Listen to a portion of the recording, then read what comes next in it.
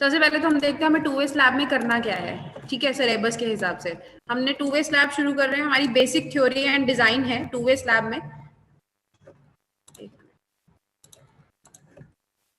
किसका डिजाइन करना है हमें? सिंपली सपोर्टेड स्लैब का। देखो 2 वे स्लैब की ना टाइप्स होती है, आपके सिलेबस में आपकी बुक्स में भी सारा गिवन है, लेकिन आपको जो करना है that is only simply supported slab जो सिलेबस में, with corners free to lift. Simply supported slab करनी है, उसमें भी कौन सा वाला केस जिसमें जो हमारा with corners free to lift, जिसके जो कॉर्नर हैं फ्री होते हैं एकदम लिफ्ट करने के लिए। टाइप्स जब पढ़ेंगे तो समझोगे, ठीक है। And no provision of torsional reinforcement by limit state method, इसमें हमें टॉर्जनल प्रोविजन वाला नहीं करना है। सिंपल हमें जो करना है that is simply supported without torsional reinforcement वाला करना है, ठीक है। और उसका हमें प्लान और सेक्शन दोनों देखने हैं, ठीक है, जब डिजाइन करेंगे। तो ये हमारे सिलेबस में है, कंफ्यूज नहीं होना है क्योंकि बुक में सारा कुछ गिवन है, लेकिन जो हमें करना है सिंपली सपोर्टेड वाला केस जिसमें टॉर्जनल रीइंफोर्समेंट नहीं प्रोवाइडेड है, वो वाला केस करना है, ठीक है। ये सिलेबस के हिसाब से हमारा। अब आगे स्टडी करते हैं कि 2 वे स्लैब में हमने कौन कौन से पॉइंट्स पढ़े थे जब हमने थ्योरी देखी थी 1 वे और 2 वे की, ठीक है। सबसे पहली चीज जो हम लोगों ने पढ़ी थी कि आपको बताया था, एक हमारा शॉर्ट स्पैन होता है, एक हमारा लॉन्ग स्पैन होता है, ठीक है। बात करें तो इस तरह से, अगर ये हमारी स्लैब है, स्लैब आप सबको पता है जो हमारी, अगर आप रूम में बैठे हो तो आप अपनी छत की तरफ देखोगे, दैट इज स्लैब ओनली, ठीक है।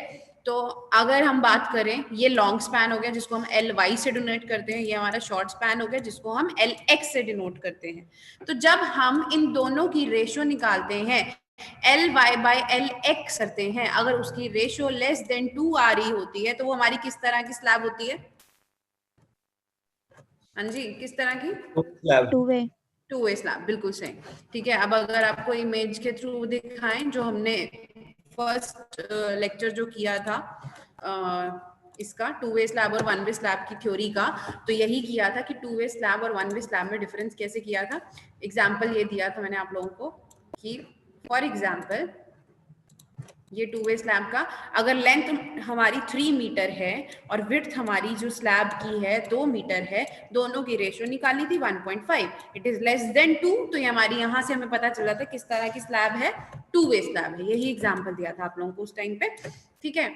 और क्या बताया था आपको 2 वे स्लैब के बारे में? सेकंड पॉइंट के थ्रू देखते हैं, ठीक है। क्या कह रहा है कि जो हमारी स्लैब है, 2 वे स्लैब की बात करिए सेकंड पॉइंट में, स्लैब सपोर्टेड ऑन 4 साइड, चारों साइड में इसको क्या किया था? सपोर्ट किया होता है। एग्जाम्पल के तौर पर अगर मैं बोलूं कि if this is your slab, ठीक है, कहने का मतलब यहाँ पे या तो चारों साइड पे मोनोलिथिक बीम प्रोवाइड करी होगी चारों साइड पे, तो वो भी हमारी किस तरह की होगी? 2 वे स्लैब। या फिर हमारी अगर सिंपली सपोर्टेड स्लैब, तो यहाँ पे चारों साइड्स पे उसकी वॉल्स होगी, तो एग्जाम्पल वो किस चीज का हो जाएगा? हमारा 2 वे स्लैब का हो जाएगा, ठीक है। अगर इमेज में आपको दिखाऊं 2 वे और 1 वे की डिफरेंस की कि किस तरह से,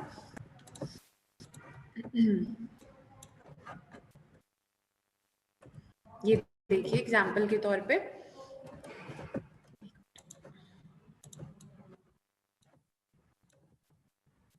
आप यहाँ पे इस इमेज में देखिए, ठीक है। ये जो यहाँ पे सिर्फ 2 साइड्स पे, इस साइड पे लॉन्ग स्पैन कह लो, लॉन्ग स्पैन के अलॉन्ग यहाँ पे हमने क्या प्रोवाइड की हुई थी? सपोर्ट प्रोवाइड की हुई थी। यहाँ पे इस साइड पे ही सिर्फ वॉल्स थी, ठीक है। और अगर 2 वे स्लैब की बात करें बच्चे, तो 2 वे स्लैब में अगर आप ये इमेज देखते हो, हमारी यहाँ पर भी बीम प्रोवाइडेड है, यहाँ पर भी बीम प्रोवाइडेड है, इस साइड पे भी बीम प्रोवाइडेड है, इधर भी। चारों साइड्स पे जब हम स्लैब को सपोर्ट कर देते हैं, बीम प्रोवाइड कर देते हैं, तो हमारी किस तरह की हो जाती है?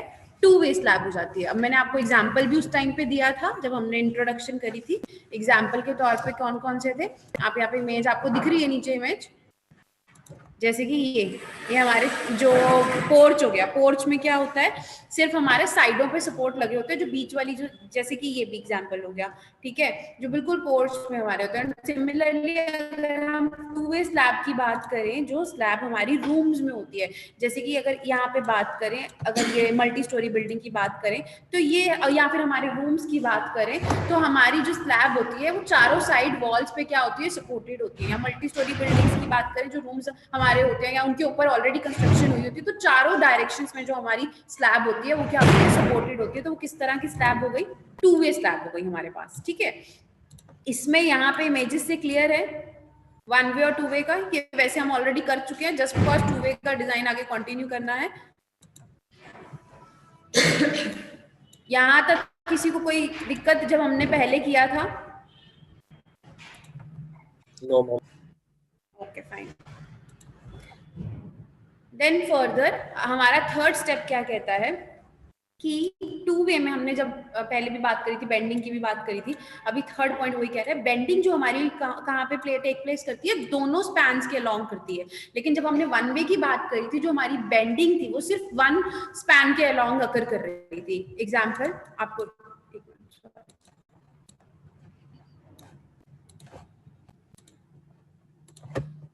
हमने इसका एग्जाम्पल यहाँ से किया था, ठीक है, कि यहाँ पे जब लोड इसके ऊपर एक्सटर्नल लोड लगा था, जब एक्सटर्नल लोड लगने पे तो जो बेंडिंग थी वो हमारी सिर्फ इस स्पैन के अलोंग अकर कर रही थी। लेकिन टू वे स्लैब की जब हमने बात करी थी, जब उसके ऊपर एक्सटर्नल लोड लग रहा था, तो जो बेंडिंग थी वो हमारी, यहाँ पे लोड डिस्ट्रीब्यूशन थी, वो दोनों स्पैन के अलोंग अकर कर रहा था, लॉन्ग स्पैन के अलोंग भी और शॉर्ट स्पैन के अलोंग भी। तो जो, और यहाँ पे मैंने आपको बताया था कि ये जब बेंड होता था तो ये एक सॉसर की तरह, जैसे जो हमारे कप एंड सॉसर होते हैं ना, तो सॉसर की तरह एकदम इसकी जो ये होती है बेंड हो जाती है। ये साइड्स के यहाँ पे चांसेस क्या होते हैं, जो ये वाली स्पेशली जो ये साइड्स होती हैं, कॉर्नर्स होते हैं ना, इसके जो चांसेस होते हैं ये क्या होते हैं, ऊपर लिफ्ट होने के होते हैं जब इसके ऊपर एक्सटर्नल लोड लगती है। जो इसके कॉर्नर होते हैं इसके चांसेस एकदम यहाँ पे क्या होते हैं, इसको लिफ्ट करने के होते हैं, ठीक है, जब इसके ऊपर एक्सटर्नल लोड बाहर से लगता है। तो जो लोड होता है दोनों डायरेक्शंस पे इस पे डिस्ट्रीब्यूट होता है, और जो लोड कैरी होता है वो भी दोनों स्पैन्स के अलोंग इस पे कैरी होता है, ठीक है। जो इसकी मैंने एक आप लोगों को वीडियो शेयर करी थी, उसमें बहुत सही ढंग से इसका लोड डिस्ट्रीब्यूशन दिखाया था, तो उसको एक बार ध्यान से दोबारा से देख लेना अगर किसी को इसमें कोई दिक्कत हो, जो पहले शेयर्ड वीडियोज हैं, ठीक है। वही अभी आपको स्लैब का जो दिखाते हैं, जो हमारी स्लैब होती है, इसमें जो slab spanning in two direction, और इसमें अगर रीइंफोर्समेंट की बात करें, इसमें जो मेन स्टील होता है वो हमारा दोनों डायरेक्शन में प्रोवाइडेड होता है। ये पहले भी आपने जब इमेजेस आपको रीइंफोर्समेंट वाली दिखाई थी, उसमें जब हमने क्या देखा था कि वन वे स्लैब में जो हमारी मेन रीइंफोर्समेंट थी वो किसके पैरेलल होती थी, कहाँ लगती थी, किसके पैरेलल लगती थी वन वे स्लैब में मेन रीइंफोर्समेंट? Shorter span. बिल्कुल सही, ठीक है। और क्या बताया था उस टाइम पे कि टू वे स्लैब में कहाँ पे, दोनों डायरेक्शन पे, मतलब शॉर्टर स्पैन के भी पैरेलल और लॉन्ग स्पैन के पैरेलल, दोनों डायरेक्शन में हम लोग मेन रीइंफोर्समेंट प्रोवाइड कर रहे थे, ठीक है। वही स्टेप्स अगेन, अगर यहाँ पे डायग्राम आप देखो, यहाँ पे रीइंफोर्समेंट का, ठीक है, जैसे अगर टू वे स्लैब की बात कर रहे हैं, ठीक है, for example if this is your long span and this is your short span, तो दोनों के लॉन्ग यहाँ पे पैरेलल क्या लग रही है, हमारी मेन बार्स लग रहे हैं। और हमने यही जब हमने वन वे स्लैब में स्टडी किया था, तो हमने क्या बताया, हमने क्या किया था कि जो हमारा शॉर्टर स्पैन है, जहां पे डिफ्लेक्शन मैक्सिमम होती है, जिसके अलोंग हमारी, जिसके पैरेलल हमारी डिफ्लेक्शन होती है, जिस स्पैन के पैरेलल, तो हम वहां पर मेन स्टील प्रोवाइड करते हैं, एंड उसके ऊपर हम लोगों ने डिस्ट्रीब्यूशन बार्स लगाए हुए थे। लेकिन टू वे स्लैब में क्या होता है रजय, हम लोग लॉन्ग स्पैन के अलोंग भी मेन स्टील लगा देते हैं और शॉर्ट स्पैन के अलोंग भी मेन स्टील लगाते हैं, तो डिस्ट्रीब्यूशन बार्स की इतनी रिक्वायरमेंट नहीं होती। लेकिन आप नोटिस करोगे जहाँ पे एकदम मल्टी स्टोरी बिल्डिंग होती है या फिर जिनका स्पैन काफी ज्यादा होता है, हम डिस्ट्रीब्यूशन बार्स वहां पे प्रोवाइड करते हैं। लेकिन अगर हमारी two way slab in like small build, जो स्मॉल स्केल प्रोजेक्ट्स हो गए, वहां पे प्रोवाइडेड है, तो वहां पे हमारा नॉर्मल मेन स्टील से काम चल जाता है, ठीक है। तो दोनों स्पैन्स के पैरेलल जब हम मेन बार्स प्रोवाइड कर देते हैं, मेन स्टील प्रोवाइड कर देते हैं, इस तरह से इसको क्रैंक करके एकदम बेंड करके जब क्रैंक बार्स प्रोवाइड करते हैं साइडों पे, तो वो हमारी कौन सी स्लैब होती है, किस तरह की, टू वे स्लैब में हम ऐसा करते हैं, ठीक है।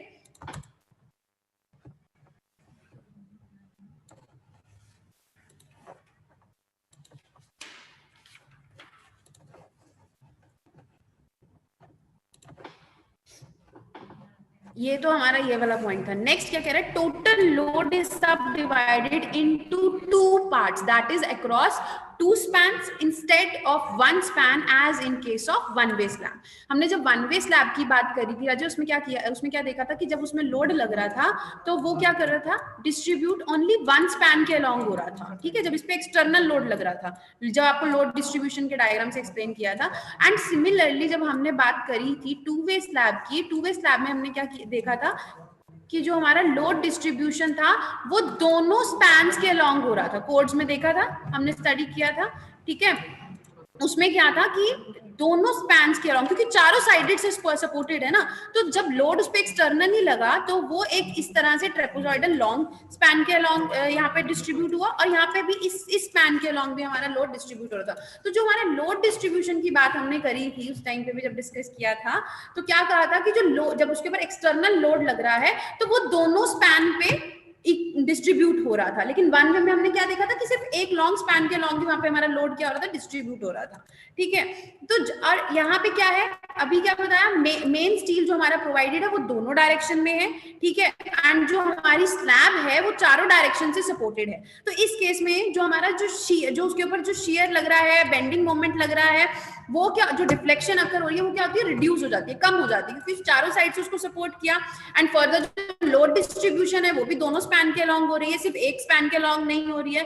तो क्या होता है, इसी रीजन से हमारा क्या होता है, रीइंफोर्समेंट जो है, मेन रीइंफोर्समेंट दोनों स्पैन के अलोंग प्रोवाइड करिए। तो इसी रीजन से क्या होता है, जो हमारी स्लैब की हमने बताया था कि जो स्लैब होती है की जो डेप्थ होती है, थिनर भी प्रोवाइड कर सकते हैं और less quantity of steel use होता है as compare to one way slab. ठीक है, तो आप लोगों के previous year question paper pick करोगे तो उसमें ये क्वेश्चन भी आया हुआ है आप लोगों का, 2 मार्क्स में है। What you will find, उसमें ये क्वेश्चन है कि why two-way slabs are more economical as compared to one-way slab।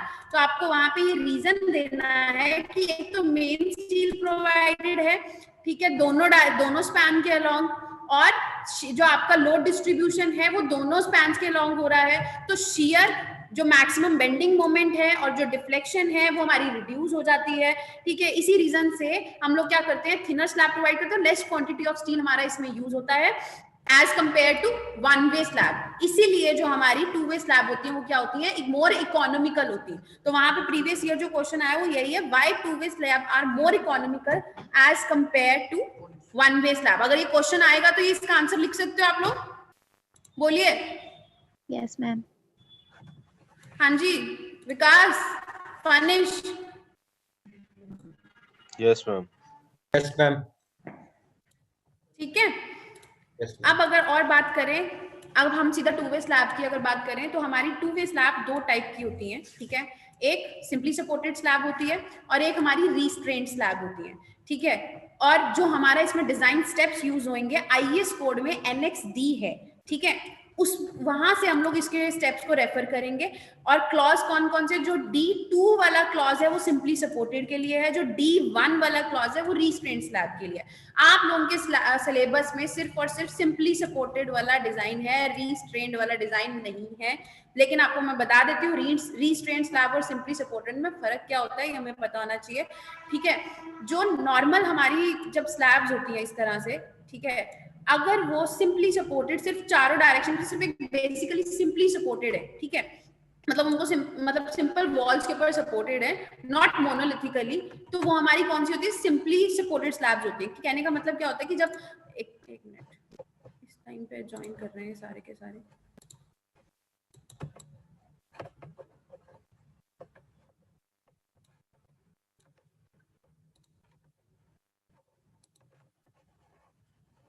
आप ये वाला डायग्राम देखिए।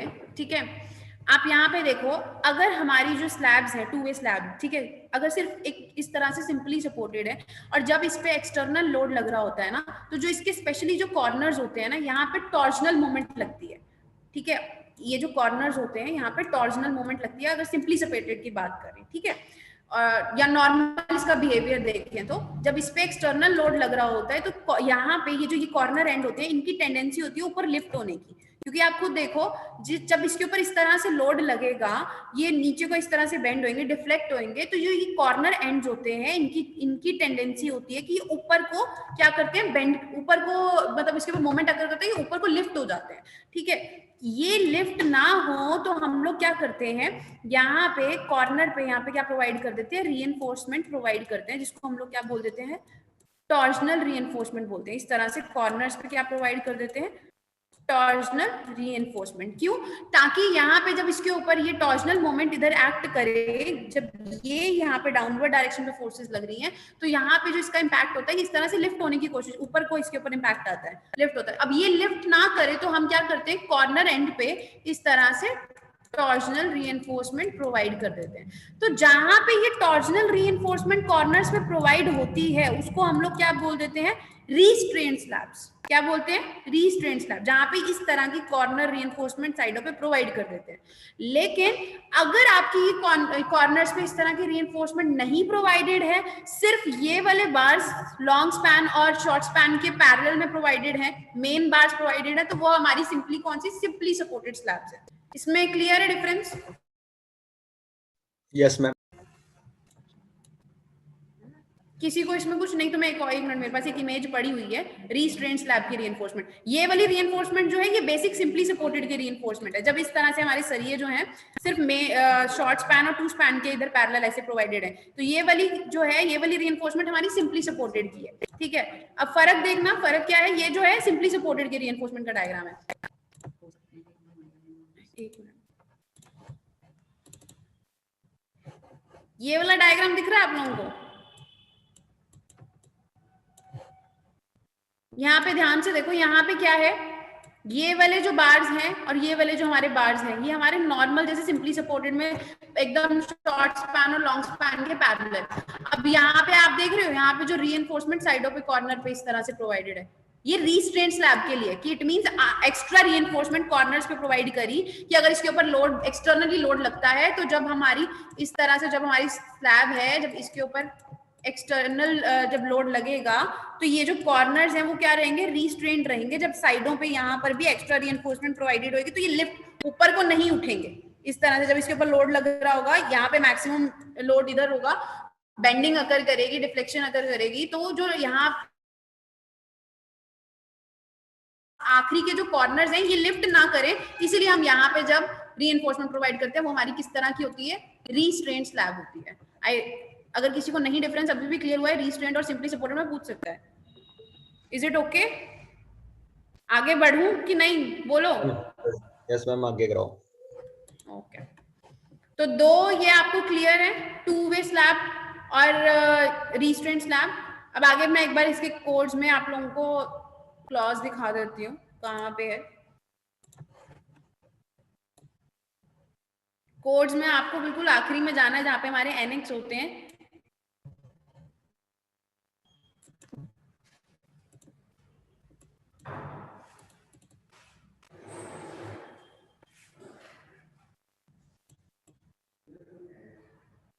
आए थे, चले गए।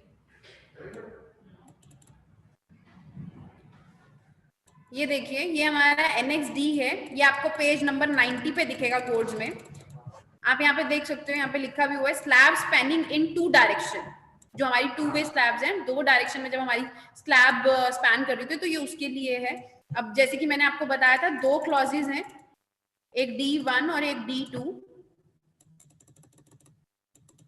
D1 हमारा रीस्ट्रेंट स्लैब्स के लिए है, तो हमें इससे कोई लेना देना नहीं क्योंकि हमारे सिलेबस में भी नहीं है, तो मैं इसको नहीं एक्सप्लेन करूंगी।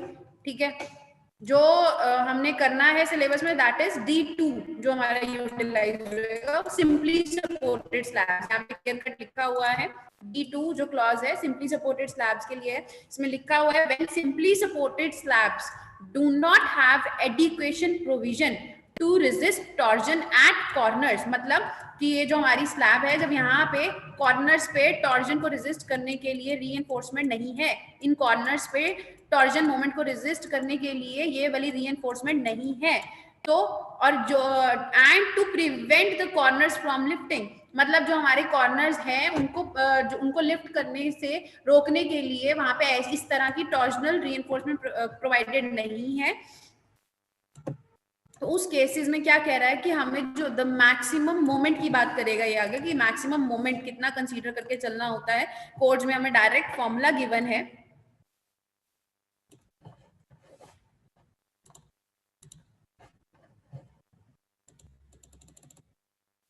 तो जो मैक्सिमम मोमेंट पर यूनिट वेट था, आपको मैंने बताया था, हमें जब भी स्लैब को डिजाइन करना होता है स्मॉल स्ट्रिप्स में डिजाइन करते हैं, ठीक है, 1 मीटर वेट की। तो यहाँ पे क्या कह रहा है कि मोमेंट पर unit width are given by the following equation. कौन कौन से फॉर्मूला है? mx and my। mx and my से आप आई होप आप लोगों को क्लियर होगा कि जो शॉर्ट स्पैन है हम उसको जब lx लेकर चलते हैं और जो लॉन्ग स्पैन है हम उसको ly लेकर चलते हैं, तो इट मींस जो ये मोमेंट mx की बात कर रहा है ये शॉर्ट स्पैन के अलोंग की बात कर रहा है, ठीक है। तो शॉर्ट स्पैन के अलोंग जो हमारा मोमेंट होगा दैट इज mx से डिनोट कर रहे हैं। फॉर्मूला क्या है, अल्फा x यहाँ पे small w LX square, LX आप लोगों को क्लियर है क्या है, शॉर्ट स्पैन है। अल्फा x बच्चे क्या है, ये आप लोगों को कोफिशिएंट है, ठीक है, बेंडिंग मोमेंट कोफिशिएंट होते हैं for slab spanning in two direction at right angles. इस तरह की जो हमारी टू वे स्लैब, स्पेशली जो सिंपली सपोर्टेड स्लैब्स, उनके लिए हमारे दो कांस्टेंट यूटिलाइज होते हैं, alpha x and alpha y। और ये कांस्टेंट कैसे सिलेक्ट करना होता है, आप Ly और Lx की रेशियो निकालिएगा, Ly by Lx करोगे, अगर वो रेशियो 1 है तो 1 के लिए हमारा अल्फा x कितना हो जाएगा 0.0062, एंड अगर यहाँ फिर हमारी 1.1 है तो उस हिसाब से हमारा रेशियो क्या हो जाएगी 0.074 अल्फा x। अगर अल्फा y चूज करना है सिमिलरली हम उस तरह से अल्फा y चूज कर लेंगे। अगर हमारी वैल्यूज इनके बीच में लाई करती हैं कहीं 1.1 और 1.2 के बीच में, तो आपको पता है हम वैल्यूज को क्या करते हैं, इंटरपोलेट करते हैं। जब क्वेश्चन में हमारी इन दो के बीच में कहीं वैल्यू लाई करती है तो हम वैल्यूज को क्या करेंगे, इंटरपोलेट। फॉर एग्जांपल 1.35 है तो हम 1.35 के लिए हमें पता है कि वैल्यूज यहाँ कहीं बीच में लाई करेंगे तो हम वैल्यू को क्या कर देंगे, इंटरपोलेट करते हैं, ठीक है, निकाल लेते हैं हम रेशियोज को कंसेप्ट लेकर। ये क्लियर है, mx my क्या है, मोमेंट जो हम निकाल रहे हैं दोनों स्पैन्स के लॉन्ग, ठीक है, फॉर्मूला क्लियर है। ध्यान रखना यहाँ पे mx में lx है, यहाँ पर भी lx है, ly मत ले लेना, कई बार बच्चे जल्दी जल्दी में ly पुट कर देते हैं। दोनों में जो स्पैन की लेंथ है जो lx शॉर्टर स्पैन ही लेना होगा दोनों में, तो ध्यान रखना, ठीक है, फॉर्मूला में कंफ्यूज मत हो जाना, दोनों में lx ही लेना है मोमेंट में, बस फर्क किसका है, कांस्टेंट का, alpha x and alpha y का। तो ये मोमेंट हमें लेकर चलना है, कोड्स में एज इट इज डिफाइंड है, हमें दे रखा है, यही फॉर्मूला हमें लेकर चलना है मोमेंट के लिए। W आप लोगों को पता होगा क्या है, ये आप लोगों का W क्या है, total design load per unit area. जो हम डिजाइन लोड लेकर चलते हैं ना कि कंक्रीट का कितना यूनिट वेट हो गया, उसके ऊपर कौन कौन से लाइव लोड लग रहा है, डेड लोड कितना लग रहा है, उन सब का जो कॉम्बिनेशन है that is what W, total design load, जिसके लिए हम उस बीम को, जिसके लिए हम उस स्लैब को डिजाइन कर रहे हैं, ठीक है, क्लियर है, समझ आया मैंने क्या बोला है? Yes ma'am. अब सेकंड क्लॉज, हाँ जी, सेकंड क्लॉज क्या कह रहा है, at least 50% of the tension reinforcement provided at the mid span should extended to the support. For example अगर ये मैं बात कर रही हूँ स्लैब के इधर सेक्शन, अगर हम इसको ऐसे सेक्शन में देखें तो अगर ये यहाँ पे ऐसे मिड सपोर्ट, यहाँ पे ये सपोर्ट्स हैं, तो क्या कह रहा है 50% तक जो हमारी रीइंफोर्समेंट है वो एटलीस्ट जो at mid span should extend to the supports. आपको पता है ना हम जो मेन रीइंफोर्समेंट प्रोवाइड करते हैं इस तरह से क्रैंक्ड बार साइडों पे प्रोवाइड कर देते हैं, है ना, शियर को रेजिस्ट करने के लिए। तो वो क्या कह रहा है, एटलीस्ट 50% तो जितनी भी हमने टेंशन रीइंफोर्समेंट जो नीचे प्रोवाइडेड है उसको क्या करना है, मिड उसको एक्सटेंड करना है सपोर्ट्स तक, एटलीस्ट 50% तो आप लोगों की सपोर्ट तक वहां पे एक्सटेंड होनी ही चाहिए, ठीक है, मतलब क्रैंक्ड बार एटलीस्ट 50% तक तो वहां पे सपोर्ट तक पहुंचने चाहिए। देन रिमेनिंग का क्या कह रहा है, बाकी के जो बचे हैं should be extended to within 0. जो बाकी बची हुई है वो कहां तक एक्सटेंड हो जानी चाहिए, 0.1 ऑफ LX मतलब शॉर्टर स्पैन के लिए, 0.1 ऑफ LY मतलब लॉन्ग स्पैन के लिए। ये दो पॉइंट्स ही हैं जो हमें कंसीडर करने हैं सिंपली सपोर्टेड के लिए, बाकी सेम वही रूल्स यूज होंगे जो हम लोगों ने वन वे स्लैब के लिए यूज किए थे। बस फर्क क्या है, वहां पे हम मोमेंट कैलकुलेट कर रहे थे एज पर कि किस कौन सी तरह का सिंपली सपोर्टेड के लिए, ठीक है, यहाँ पे हमें फॉर्मूला गिवन है mx और my, ठीक है। तो ये बेसिक हमारा दो क्लॉजेज हैं जो हमारे कोड में से यूज होंगे, किसके लिए, to way slab simply supported के लिए। यही मैंने आपको अभी एक्सप्लेन किया था, यही मैंने ये यहाँ पे लिखे हुए हैं, ठीक है, मैं इसको दोबारा एक्सप्लेन नहीं कर रही हूँ, ये वही चीज जो मैंने आपको वहां पे एक्सप्लेन करी है वही सेम चीज मैंने यहाँ पे लिखी हुई है, ठीक है, वही क्लॉज पे यहाँ पे एक्सप्लेन किया हुआ है। नेक्स्ट अगर बात करें tensile reinforcement for two way slab, किस तरह से कैलकुलेट करते हैं बच्चे, ये पिछली बार क्वेश्चन आपके क्वेश्चन पेपर में आया हुआ है, प्रीवियस ईयर क्वेश्चन, कि how we calculate tensile reinforcement for two way slab, तो ये फॉर्मूला आपको वहां पे लिखने हैं, ठीक है। इन्होंने यही क्वेश्चन पूछा हुआ है पेपर में, how we provide tensile reinforcement for two way slab, as it is ये क्वेश्चन पूछा हुआ है और ये कोड्स में कुछ है आपका फॉर्मूला। बस फर्क क्या है, इस फॉर्मूला को आपको AST एक्स और वाई की टर्म में लिखना है, मतलब स्पैन की टर्म में।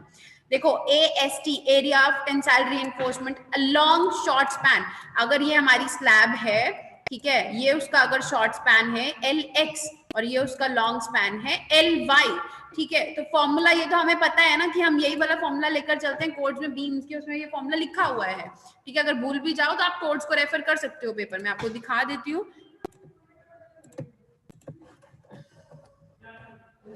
कि ये फॉर्मूला कहाँ लिखा हुआ है हमारा, पता है वैसे ही कहाँ लिखा हुआ है, मेरे को दिखाने की जरूरत है। बीम्स वाला जो हमने कंसीडर किए थे, बोलिए, चलो दिखाई देते हैं, मिल जाएगा।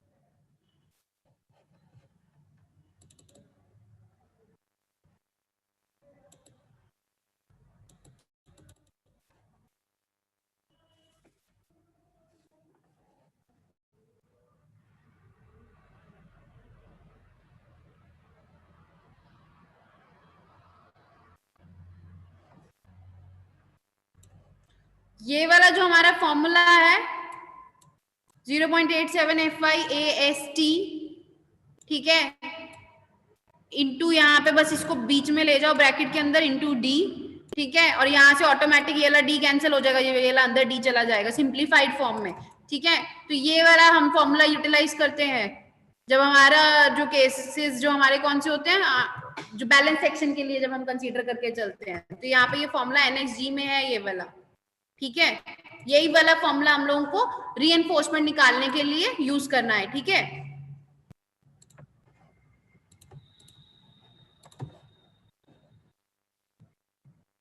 तो रीइंफोर्समेंट के फॉर्मूलाज की बात कर रहे थे, तो आपको यही वाला फॉर्मूला यूज करना है, NXG में वैसे लिखा हुआ, बस फर्क क्या है बच्चे, इसमें हमें दो स्पैन्स जो हम कंसीडर कर रहे हैं उसके अलोंग रीइंफोर्समेंट निकालनी है, ठीक है। तो आप यहाँ पे क्या है, MUX तो हमारा मोमेंट हो गया, ठीक है, कौन से किसके अलोंग हो गया, जो अभी हमने पीछे देखा था, जो अभी हमने अल्फा एक्स और अल्फा वाई को कंसीडर करके, मतलब शॉर्टेस्ट स्पैन का मोमेंट हो गया, उसको इधर लिख लो, फॉर्मूला यही मैंने अभी आपको दिखाया 0.87 FY AST x हमें निकालना रहेगा, ठीक है। DX मतलब जो डेप्थ ऑफ बीम है, डेप्थ ऑफ बीम जो हमें इस मोमेंट के लिए लेकर चलनी है, जो कौन सी डेप्थ हो जाएगी, जो ये DX की रीइंफोर्समेंट के लिए रहेगी, ठीक है, शॉर्टर स्पैन के उधर, ठीक है।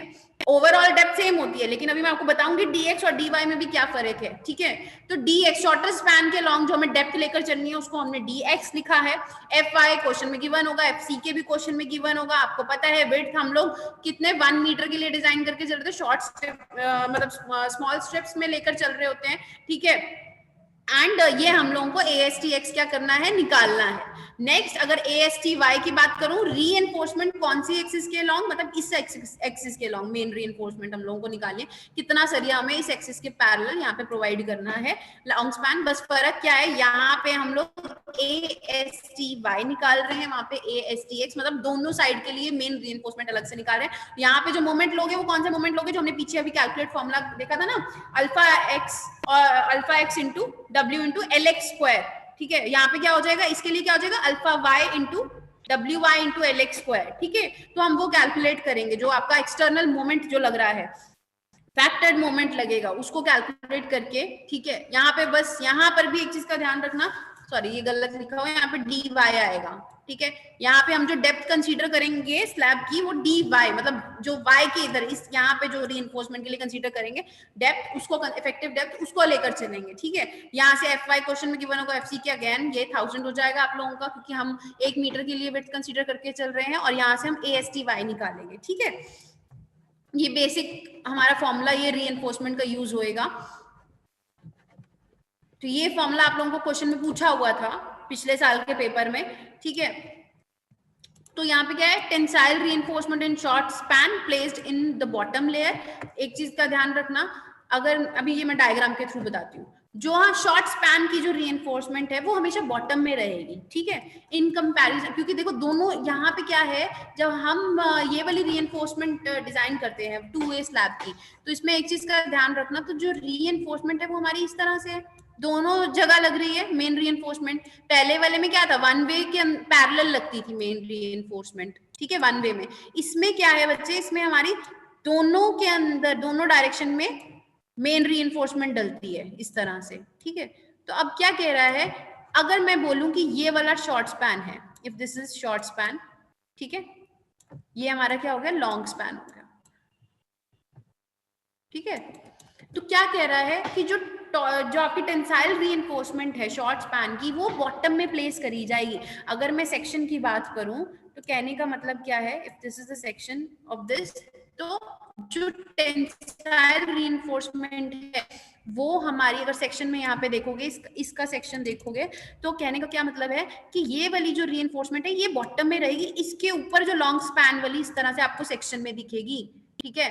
तो अगर इफेक्टिव डेप्थ की बात करें, ये तो हो गया शॉर्ट स्पैन, और अगर मैं यहाँ पे लॉन्ग स्पैन के पैरेलल बात करूं, तो जो हमारी लॉन्ग स्पैन में जो रीइंफोर्समेंट है, वो लॉन्ग स्पैन वाली जो रीइंफोर्समेंट है वो शॉर्ट स्पैन वाली रीइंफोर्समेंट के ऊपर रखी गई है। ये बात समझ रहे हो क्या बोलना चाह रही हूँ? बच्चे सुन रहे हो कि नहीं? दोबारा बता दो एक बार। मैं दोबारा बता रही हूँ, कहने का क्या मतलब है, जो टेंसाइल रीइंफोर्समेंट है हमारी शॉर्ट स्पैन के अलोंग, कि ये वाला आपका छोटा स्पैन है जहां पे शॉर्ट स्पैन है, उसका जो सरिया है वो नीचे रखा जाएगा, और जो लॉन्ग स्पैन वाला जो सरिया है, ठीक है, वहां पे वो कहाँ पे होगा, इस शॉर्ट स्पैन वाले सरिया के ऊपर रखा जाएगा। जैसे ये देख रहे हो, मतलब पहले कौन सा सरिया लगाया जाएगा, ये अगर ये शॉर्ट स्पैन है तो पहले ये वाला सरिया लगेगा इस डायरेक्शन में। मैं ना एक वीडियो शेयर करूंगी आप लोगों को अभी इस लेक्चर के बाद, उसको प्लीज जरूर देखना, आपको उसमें समझ आएगा कि सरिया किस ढंग से लगाया जाता है 2 वे स्लैब का। तो पहले कौन सा सरिया लगेगा, इस डायरेक्शन में, वन इसका मतलब ये वाले सरिये पहले लगाए जाएंगे, उसके बाद लॉन्ग स्पैन जहां पे है, अगर ये वाला लॉन्ग स्पैन है तो इसके अलॉन्ग जो सरिया है उसके बाद इसको ऊपर रखा जाएगा। क्लियर है क्या बोलना चाह रही हूँ? Yes ma'am. तो अगर इफेक्टिव, हाँ बच्चे बोलो। मैम पहले शॉर्ट स्पैन वाला प्रोवाइड करेंगे मैम। हाँ ये बोलना चाह रही हूँ, पहले शॉर्ट स्पैन वाला सरिया प्रोवाइड करेंगे जहां पे शॉर्ट स्पैन है, उसके बाद लॉन्ग स्पैन वाला रखा जाएगा उसके ऊपर। कहने का मतलब अगर ये स्लैब है, ठीक है, ये हमने यहाँ पे लगाना है, हमने नॉर्मल शटरिंग वगैरह कर दी, तो ये शॉर्ट स्पैन है, तो पहले इस तरह के सरिये रखे जाएंगे ये वाले, ठीक है, इस डायरेक्शन के long short span main bars के, ठीक है। फिर उसके बाद यहाँ पे इस लॉन्ग स्पैन के इसके ऊपर रखे जाएंगे, ठीक है। अब इसका आप पूछोगे फर्क क्या है, बहुत फर्क है, कहां पे डिजाइन में कहां पे फर्क पड़ेगा, ये dx और dy की वैल्यू इन्हीं पर ही निर्भर करती है। कैसे कि अगर मैं शॉर्ट स्पैन के अलोंग डेप्थ लूंगी, इफेक्टिव डेप्थ, आपको पता है इफेक्टिव डेप्थ क्या होती है, अगर मान लो यहाँ पे मैं क्लियर कवर लेकर चल रही हूँ 20 mm, एग्जाम्पल दे रही हूँ, एक क्लियर कवर क्या लेकर चल रही हूँ 20 mm, ये वाला क्लियर कवर, तो आपको पता है कि मेरे को अगर ये वाला डिजाइन करना है, शॉर्ट स्पैन के लॉन्ग मोमेंट है, मेरे को डिजाइन करना, तो इफेक्टिव डेप्थ में कितनी लूंगी, जो ये मेन बार है नीचे वाला बार, इसका सीजी, अगर मैं ये बोलूं कि ये 10 mm का है, 10 mm, तो मैं क्या करूंगी कि मेरी जो डेप्थ क्या होगी, कैपिटल डी में से मैं माइनस कर दूंगी 20 mm वाला कवर, माइनस कर दूंगी जो ये वाला बार है, ये वाला मेन बार जो है शॉर्ट स्पैन का, उसका हाफ, दैट इज 10/2, तो ये क्या हो जाएगी, इफेक्टिव डेप्थ हो जाएगी शॉर्ट स्पैन के लिए। अब अगर मैं बात करूं लॉन्ग स्पैन के लिए, तो लॉन्ग स्पैन ये वाला हो गया, ठीक है। अब मैं इसका यहाँ पे एक मिनट क्लियर कहीं पे,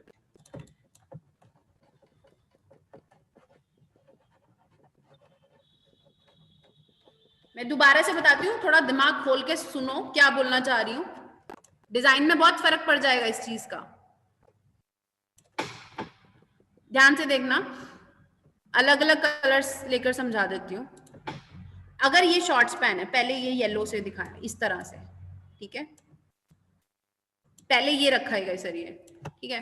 अब अगर मैं बात करूं इस, फिर उसके बाद इस तरह से इस डायरेक्शन में रखे गए लॉन्ग स्पैन के लॉन्ग, ठीक है। आई नो डायग्राम थोड़ा अजीब सा बन रहा है, लेकिन थोड़ा समझना इस चीज को। तो अब अगर मैं इसका सेक्शन इस यहां पे लेती हूँ शॉर्ट स्पैन का, ठीक है, तो कहने का क्या मतलब है, इफेक्टिव डेप्थ के लिए ये इस तरह से शॉर्ट स्पैन के लॉन्ग पहले ये वाला हो गया, सेक्शन में आपको क्या दिखेगा, जो लॉन्ग स्पैन के सरिये इस तरह से दिखेंगे, इसके ऊपर रखे गए हैं, ठीक है। एग्जाम्पल अगर चलो दोनों ही 10 ले लेते हैं, दोनों ये भी 10, ठीक है, ये वाला भी 10 जो नीचे। अब ध्यान से देखो, इफेक्टिव डेप्थ शॉर्ट स्पैन के लिए कहां तक आएगी, यहां तक, इस बार के सीजी तक। कैपिटल डी ये वाला हो गया, ये स्मॉल डी हो गया इफेक्टिव डेप्थ इसके सीजी तक। तो शॉर्ट स्पैन के लिए जो हमें इफेक्टिव डेप्थ रहेगी वो क्या रहेगी, capital D minus clear cover. अगर मैं बोलूं क्लियर कवर जो है 20 है, ठीक है, फॉर एग्जांपल दिस इज 20, ठीक है, 20 mm, ये क्लियर कवर हो गया, माइनस क्या हो जाएगा आप लोगों का, ये वाला जो बार है येलो वाला, इसका हाफ है ना, तभी तो इसके सीजी पे आएगा। ये क्लियर है, ये क्या हो गया आपका शॉर्ट स्पैन के लिए हो गया। अब अगर मैं इसके इधर देखूं, यहाँ पे इसका सेक्शन देखें, ठीक है, क्या होगा इसके सेक्शन में, जो मेरे को सीजी लेकर चलना, जरा इमेज को समझना।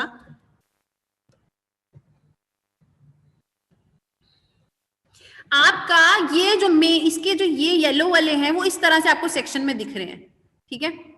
अगर इसका सेक्शन लूं मैं, यहाँ पे इसका सेक्शन लूं, ठीक है, और जो मेन इसके लिए लॉन्ग स्पैन के लिए ये वाला इधर ऐसे आपको दिखेगा।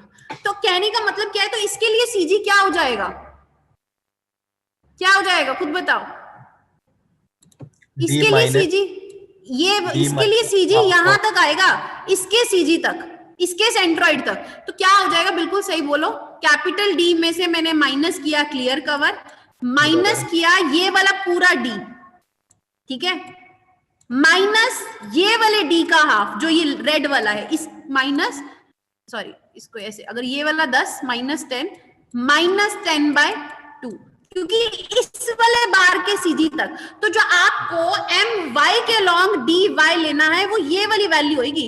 आप उसके इफेक्टिव डेप्थ में से क्लियर कवर भी माइनस कर रहे हो, जो आपने शॉर्ट स्पैन के वहां पे मेन बार प्रोवाइड किया था उसका डाया भी माइनस कर रहे हो, माइनस जो एक्चुअल में बार है उसका सीजी कर रहे हो, that is D Y. Clear है विकास? यस मैम, क्लियर है। बाकी सबको क्लियर है? फनिश? Yes ma'am. बाकी अभी न्यूमेरिकल करेंगे। अब मैं तुम्हें बताती हूँ कि तुम्हारे पास पेपर में क्वेश्चन कैसे आया था। पूरा डिजाइन इसका काफी लेंथी हो जाता है आप लोगों के लिए। पेपर में एक चीज दिमाग में लेकर चलना, 1 वे या 2 में से आपको जितने भी पुराने पेपर देखोगे मेजॉरिटी डिजाइन दिखेगा कि 1 वे का आया हुआ है पेपर में, क्योंकि थोड़ा शॉर्ट है, क्योंकि 2 वे थोड़ा कॉम्प्लेक्स है। तो 2 वे में स्टेप्स आ जाते हैं कि कहां तक आपको डिजाइन शो करना है पेपर के पर्सपेक्टिव पे बताऊं तो। ठीक है, एक और चीज आपको क्लॉज की बतानी रह गई जो डिजाइन में हम कंसीडर करके चलेंगे, वो क्या है? परमिसिबल डिफ्लेक्शन इन 2 वे। ठीक है, अभी मैं आपको क्वेश्चन में भी बताती हूँ किस तरह से पेपर में आपसे क्या पूछा गया है। आपको सारा डाटा दे दिया है, सिर्फ पूछा है कि इफेक्टिव डेप्थ, ये जो मैंने अभी आपको फॉर्मूला बताया ना किस तरह से लगेगा, कि इफेक्टिव डेप्थ निकाल के बताओ और उसका स्पैन, इफेक्टिव स्पैन, बस ये 2 स्टेप पूछूंगा पेपर में। ठीक है, इससे ज्यादा नहीं पूछा आपको पूरा डिजाइन। हम करेंगे तो पूरा डिजाइन कि अगर इन केस आ जाए, लेकिन आप मेनली इफेक्टिव डेप्थ का, मेरे को मेन कंसेप्ट है कि आपको इफेक्टिव डेप्थ समझाना कैसे निकल रही है लॉन्ग स्पैन और शॉर्ट स्पैन की। अगर इसमें अभी भी किसी को दिक्कत हुई तो अभी न्यूमेरिकल भी करेंगे, उसके बाद भी नहीं क्लियर होता तो मेरे को बताना। ठीक है, नेक्स्ट मैं आपको क्या बता रही हूँ, परमिसिबल डिफ्लेक्शन। परमिसिबल डिफ्लेक्शन आपको याद हो, हमने L/D किया था कि हम L/D 25 से 30 तक लेकर चलते हैं।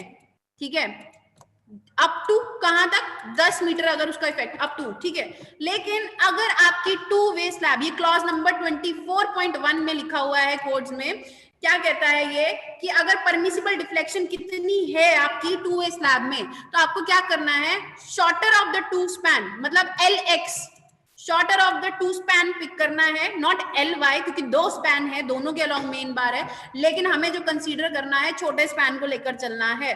तो shorter of the two span मतलब LX पिक कर लो, should be used for calculating the span to effective depth ratio, मतलब LX by D, जो L by D की जो रेशियो में कंसेप्ट में हमें कौन सा स्पैन लेकर चलना है, छोटा वाला shortest span for two-way slab of shorter span up to 3.5, कहता है अगर शॉर्टर स्पैन हमारा 3.5 मीटर है, अप टू 3.5 मीटर है, और वहां पे जो सरिया प्रोवाइडेड है माइल्ड स्टील है, ठीक है, तो उस केस में क्या कहता है, L by D मतलब स्पैन टू ओवरऑल डेप्थ, याद रखना इफेक्टिव डेप्थ नहीं है, ओवरऑल डेप्थ है, स्पैन टू ओवरऑल डेप्थ की रेशियो क्या कहता है, कितनी होनी चाहिए, सिंपली सपोर्टेड के लिए 35, कॉन्टिन्यूअस स्लैब के लिए 40, ठीक है। अगर 3.5 मीटर तक है शॉर्टर स्पैन, ठीक है, अप टू, उससे ज्यादा नहीं, अगर उससे ज्यादा है तो हम नॉर्मल 25 और 30 वाला कंसेप्ट लेकर चलेंगे जो हमने पहले किया था, ठीक है। अगर 3.5 से कम है L by D, sorry L shorter span, तो हम क्या लेकर चलेंगे, 35 और 40, अगर सिंपली सपोर्टेड है तो L by D is equal to 35 लेकर चलेंगे 3.5 के लिए, ठीक है, और अगर कॉन्टिन्यूअस स्लैब है तो 40। ये कौन से केस के लिए, माइल्ड बार के लिए। अगर आपके बार्स जो हैं वो कौन से हैं, 415 यूज कर रहे हो या 500 है, उस केस में इन वैल्यूज को 35 और 40 को मल्टीप्लाई कर देंगे 0.8 से, जो कि क्या हो जाएंगी 28 और क्या हो जाएगी 32, ठीक है।